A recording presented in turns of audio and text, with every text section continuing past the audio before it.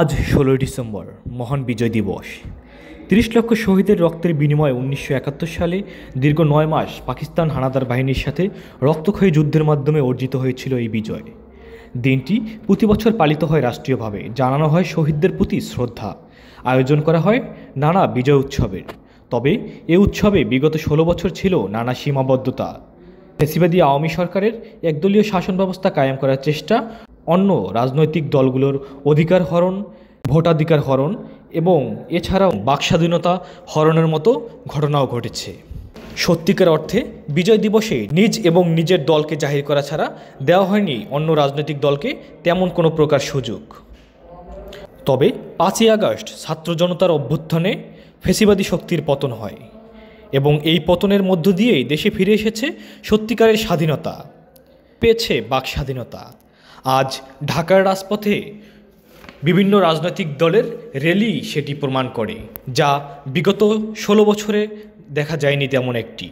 আজকের জনমতে জানার চেষ্টা করব সাধারণ মানুষের কাছে সেই ফ্যাসিবাদী আমলের বিজয় দিবস উদযাপন এবং ৫ই আগস্ট পরবর্তী বাংলাদেশে আজ ১৬ ডিসেম্বর বিজয় দিবস উদযাপনের যে পার্থক্য সেটি জানার চেষ্টা করব সাধারণ মানুষের কাছে। আমাদের যেমন বিজয় দিবস আমরা উদযাপন করতাম, আর এখন যে ২৪শে যে আমাদের বিজয় দিবস ১৬ ডিসেম্বর আমাদের শহীদের প্রতি যে শ্রদ্ধাটা আমরা জানাই, সম্পূর্ণ ডিফারেন্ট। আজকের যে মানুষগুলাকে দেখতে পাচ্ছেন, বিশেষত্ব এটাই, যদি আপনি বিশেষত্ব খুঁজেন তাহলে এই মানুষগুলাকে ধরবেন। আর আগে যেমন বিজয় দিবস হতো আপনার নিজেদের মতো নিজেদেরকে কেন্দ্র একটা ক্যাটাগরির ভিতরে রাখা হতো, আর আজকে দেখেন পুরো বাংলাদেশের মানুষ এক।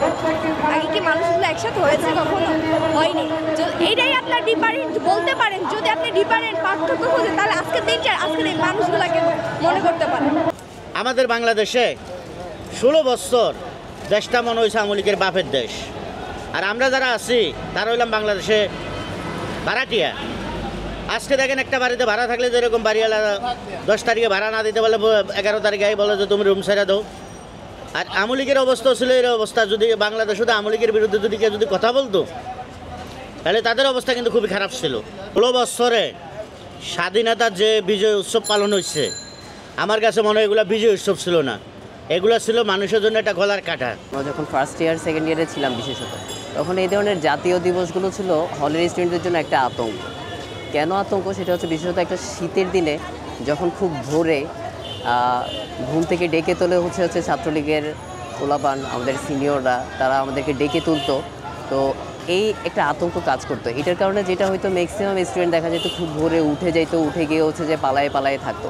দ্যাট মিনস এটা না যে তারা ১৬ ডিসেম্বরকে ওন করতো না, তারা বিজয় দিবসকে অবশ্যই ওন করতো। কিন্তু যেটা হয়েছে গত ১৫ বছরে ছাত্রলীগ বিজয় দিবস এবং এরকম আরও জাতীয় দিবস যেগুলো বাংলাদেশের যেগুলো গুরুত্বপূর্ণ দিবসগুলোকে, এই দিবসগুলোকে তারা এমনভাবে দলীয়করণ করছে যে এইগুলোকে ওন করার জন্য যে স্বতঃস্ফূর্ত যে আগ্রহ, সেটা অনেকাংশেই তারা নষ্ট করে দিয়ে গেছে। ফলত গত ১৫ বছরের যে স্বতঃস্ফূর্ত আগ্রহ, উদ্দীপনা বিজয় দিবসকে কেন্দ্র করে, ৭১কে কেন্দ্র করে, বাংলাদেশকে কেন্দ্র করে, বাংলাদেশের স্বাধীনতার যে আকাঙ্ক্ষা, ৭১-এর আকাঙ্ক্ষাকে কেন্দ্র করে যেই স্বতঃস্ফূর্ত উদ্দীপনা থাকার কথা ছিল, সেটাকে অনেকাংশেই নষ্ট করে দিয়েছে। কিন্তু সেই নষ্ট হওয়া উদ্দীপনাকে আবার হচ্ছে ২৪শের অভ্যুত্থানের মধ্য দিয়ে আমাদেরকে হচ্ছে চাঙ্গা করতে হয়েছে। ফলে এই জায়গা থেকে আজকের যেই ১৬ ডিসেম্বর উদযাপন, সেটা অবশ্যই অনেক বেশি ভিন্ন। আজকে সবাই ১৬ ডিসেম্বর উদযাপন করতেছে অনেক বেশি স্বতঃস্ফূর্তভাবে।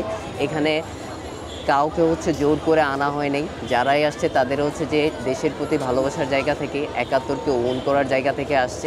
১৫ বছরে এই ধরনের দিবস কেন্দ্রিক যত কালচারাল প্রোগ্রাম হয়েছে সবগুলোকে হচ্ছে দলীয়করণ করা হয়েছে। সবার চর্চা করার যে সুযোগটা অন্যান্য দল, অন্যান্য সাংস্কৃতিক সংগঠন, অন্যান্য ইডিওলজিক্যাল যেই সাংস্কৃতিক প্ল্যাটফর্মগুলো ছিল, তারা তাদের কালচারাল প্র্যাকটিস করার কোনো স্পেসই পায়নি। ৭১-এর যে আকাঙ্ক্ষা, সেইটা আবার নতুনভাবে চাঙ্গা হয়েছে। সেটা হয়েছে ২৪শের অভ্যুত্থানের মধ্যে। ফলে যে আমাদের দীর্ঘ লড়াই ৪৭, ৭১ থেকে শুরু করে ৪৭-এরও আগে গিয়ে আমাদের যেই লড়াইটা, সেই লড়াইগুলোর মধ্যে দিয়ে যেই ধীরে ধীরে যেই আকাঙ্ক্ষাগুলো গড়ে উঠছে, সেই আকাঙ্ক্ষাগুলোকে বাস্তবায়ন করার একটা ঐতিহাসিক সুযোগ আবার ২৪শের লড়াইয়ের মধ্যে দিয়ে তৈরি হয়েছে। যে অনুভূতি যে বিগত ফ্যাসিস্ট সরকারের আমলে যে ১৬ বছর আমরা এদেশের মানুষ বিজয় র্যালি করতে পারে নাই, বিজয়ের আনন্দ সেভাবে করতে পারে নাই, মানুষ ঘর থেকে বের হতে পারে নাই, কথা বলতে পারে নাই, আমরাও কথা বলতে পারি নাই। আমাদেরকে টুটি চেপে ধরা হতো, বিভিন্ন নেতৃবৃন্দকে বলা হতো এটা বলা যাবে, ওটা বলা যাবে, ইত্যাদি ইত্যাদি। কিন্তু আজকে যেই আমরা আমাদের যে আজকে 16ই ডিসেম্বর বিজয় দিবস, আজকে আমরা দেখলাম আপামর জনসাধারণের মধ্যে যে আনন্দ এবং বাঁধ ভাঙা আনন্দ, প্রত্যেকেই নেমে এসেছে মাঠে। তারা আজকে আনন্দ চিত্তে বিজয় র্যালি করছে, বিজয় উৎসব করছে। ছোট্ট ছোট্ট বাচ্চারাও নেমে এসেছে, সর্বশ্রেণীর মানুষেরা আজকে আনন্দ করছে। এই বিজয় মনে হচ্ছে যেন আমরা নতুন বাংলাদেশ পেয়েছি 24-এর আন্দোলনের মাধ্যমে।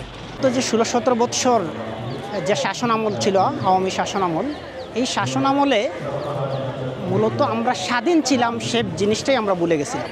কারণ বাংলাদেশটা যে স্বাধীন একটা বাংলাদেশে আমরা জন্মেছি, আমরা এই স্বাধীন বাংলাদেশে আছি, সেই উপলব্ধিটাই আমাদের ছিল না।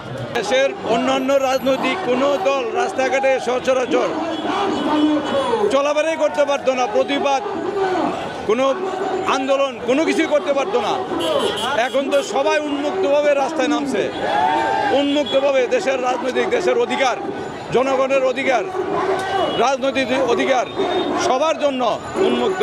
একটা মুখের কথা বলার আমার স্বাধীনতা ছিল না। আমি একটা ভোট দিতে যাব, এই ভোট একজন আমাকে বলে আপনার ভোট দেওয়া হয়ে গেছে, অন্তত পক্ষে ওই অস্বস্তিগুলো এখন আর মনে কাজ করছে না। ভবিষ্যতে বাংলাদেশে আর কোনো রাজনৈতিক দল বিগত ফ্যাসিবাদী শাসন আমলের মতো স্বৈরাচারী হবে না।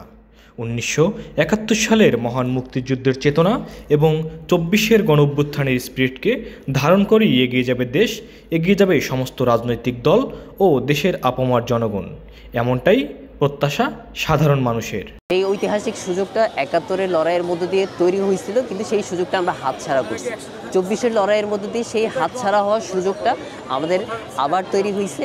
তো আমরা চাইবো যে যেই সুযোগটা 71-এ হাতছাড়া হয়েছে, সেই হাতছাড়া সুযোগটা যে এখন তৈরি হয়েছে, এই তৈরি হওয়ার সুযোগটা আমরা আবার হাতছাড়া করতে চাই না। এই আকাঙ্ক্ষাগুলোকে কাজে লাগানো, যেখানে হচ্ছে আমরা একটা নতুন বাংলাদেশ গড়ে তুলতে পারবো, যেখানে হচ্ছে যে 71-এর আকাঙ্ক্ষা 24-এর আকাঙ্ক্ষার বাস্তবায়ন ঘটবে, প্রতিফলন ঘটবে।